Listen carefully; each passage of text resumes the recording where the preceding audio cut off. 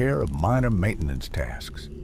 In the evening, tea, the radio, and books.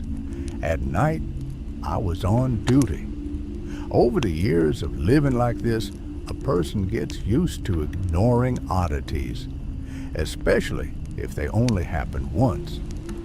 But then the next Wednesday came, and it all started over again. I wasn't even thinking about that whistle. I was sitting at the table reading an old magazine. It was so quiet outside that I could hear raindrops falling from the roof onto the wet ground. I glanced at the clock absent-mindedly. 2:43.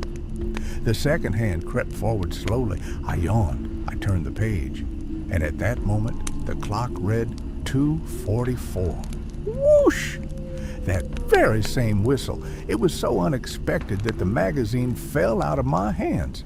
I jumped up, and a few seconds later, I heard the melody again.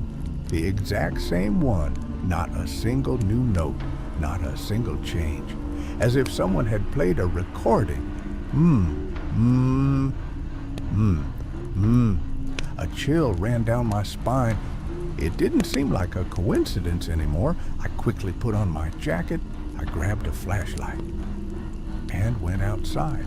This time, I moved faster. I knew the direction. I knew roughly where the sound was coming from. The old northern section of the cemetery, the most neglected part of the grounds. That's where the oldest graves were located.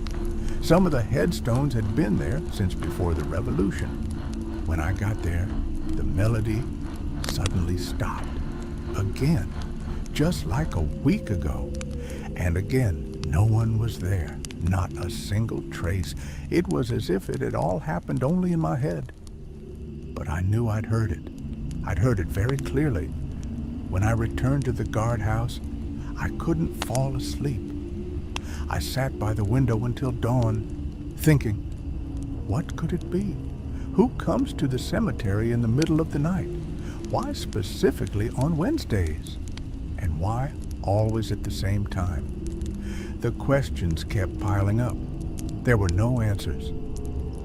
Over the next 2 weeks, the situation repeated itself. Every Wednesday, exactly at 2:44. Not a minute earlier, not a minute later. A whistle, a melody, silence. I started writing everything down in a notebook.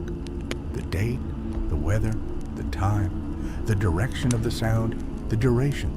At first, just out of curiosity, then almost obsessively, because the human brain doesn't like mystery.